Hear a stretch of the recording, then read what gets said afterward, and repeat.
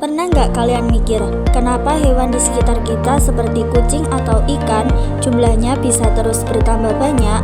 Nah, di video ini kita bakal bongkar rahasia seru cara hewan berkembang biak. Tonton sampai habis ya. Assalamualaikum warahmatullahi wabarakatuh. Halo semuanya. Sebelumnya perkenalkan, saya Qurratul Aini dan hari ini kita akan belajar tentang perkembangbiakan pada hewan. Sebelum memulai pembelajaran, kita harus tahu dulu nih apa saja tujuan pembelajaran dan capaian yang akan kita capai. Berikut tujuan pembelajarannya. Dan ini capaian pembelajarannya. Halo sahabat kreatif, selamat datang di petualangan detektif kita hari ini. Coba bayangkan apa yang terjadi ya kalau semua hewan di bumi tiba-tiba hilang dan tidak ada lagi. Wah, dunia pasti jadi sepi dan sedih banget kan? Nah, sebuah misteri besar nih. Kenapa sih hewan-hewan di sekitar kita jumlahnya bisa terus bertambah dan tidak pernah habis? Dari mana datangnya bayi-bayi hewan yang lucu itu? Yuk kita pecahkan misterinya bersama-sama. Ternyata rahasianya adalah perkembangbiakan atau reproduksi, yaitu proses biologis makhluk hidup menghasilkan individu baru untuk melestarikan jenisnya agar tidak punah. Nah, reproduksi hewan adalah proses biologis hewan menghasilkan keturunan baru untuk mempertahankan kelangsungan spesiesnya. Contohnya, ibu kucing melahirkan bayi kucing dan ibu ayam menetaskan telur supaya mereka tetap ada di bumi. Wah, petualangan kita semakin seru nih. Tadi kita sudah tahu kalau hewan berkembang biak supaya tidak punah. Nah, sekarang coba pikirkan, apakah cara semua hewan punya anak itu sama? Apakah harus punya ayah dan ibu dulu baru bisa punya anak? Ternyata tidak semua sama loh.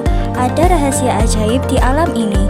Yuk kita bongkar dua cara hebat hewan berkembang biak sekarang juga. Yang pertama, reproduksi seksual atau generatif, yaitu perkembangbiakan yang melibatkan pelaburan sel kelamin jantan yaitu sperma dan sel kelamin betina yaitu sel telur yang disebut fertilasi. Artinya harus ada pertemuan antara ayah hewan dan ibu hewan. Yang kedua, reproduksi aseksual atau vegetatif, yaitu perkembangbiakan tanpa melalui proses pembuahan atau fertilasi yang hanya melibatkan satu induk. Wah, hebat ya, sendirian pun bisa punya anak. Nah, sekarang yuk kita lihat cara hewan yang ayah dan ibunya bekerja sama.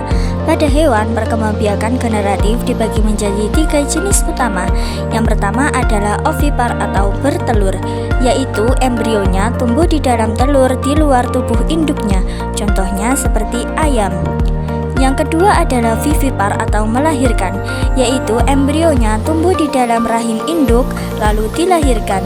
Contohnya seperti sapi. Dan yang terakhir yaitu ovovivipar, artinya bertelur dan melahirkan. Ini adalah yang paling ajaib. Embrionya tumbuh di dalam telur dan menetas di dalam tubuh induknya, lalu keluar sebagai anak. Contohnya seperti ikan pari. Setelah melihat hewan yang punya pasangan, yuk kita intip perkembangbiakan kedua yang bisa punya anak sendirian. Pada hewan, perkembangbiakan vegetatif dibagi menjadi 3 jenis unik. Yang pertama yaitu tunas, artinya hewan pada cara ini akan menumbuhkan anak-anak kecil yang langsung dari tubuhnya. Setelah anaknya dewasa, ia akan lepas dan berenang menjadi individu baru. Contohnya seperti ubur-ubur. Yang kedua yaitu fragmentasi, artinya hewan pada cara perkembangbiakan ini sengaja memotong tubuhnya sendiri. Yang uniknya, setiap potongan tubuh yang lepas itu akan tumbuh lagi menjadi hewan baru yang utuh. Contohnya adalah bintang laut. Dan yang terakhir adalah membelah diri. Hewan yang berkembang biak menggunakan cara ini mempunyai tubuh sangat kecil. Cara mereka punya anak adalah dengan membagi satu tubuhnya menjadi 2 bagian yang sama besar secara langsung. Contohnya seperti protozoa. Pernah nggak kalian penasaran kok bisa ya hewan-hewan di alam liar punya alarm otomatis yang ngasih tahu kapan detiknya mereka harus melanjutkan keturunan? Terus, kenapa ada hewan yang badannya bugar banget, tapi herannya selalu gagal punya anak?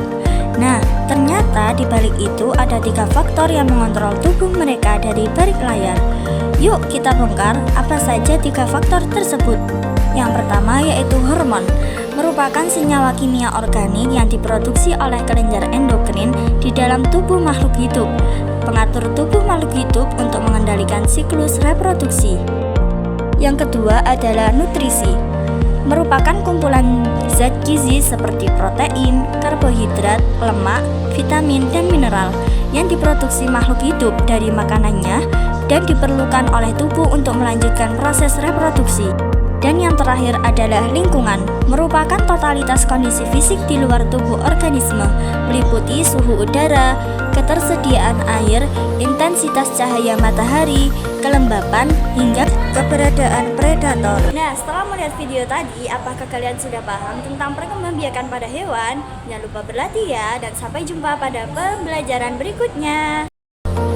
Terima kasih sudah menonton video ini. Semoga videonya dapat bermanfaat bagi kita semua. Wassalamualaikum warahmatullahi wabarakatuh.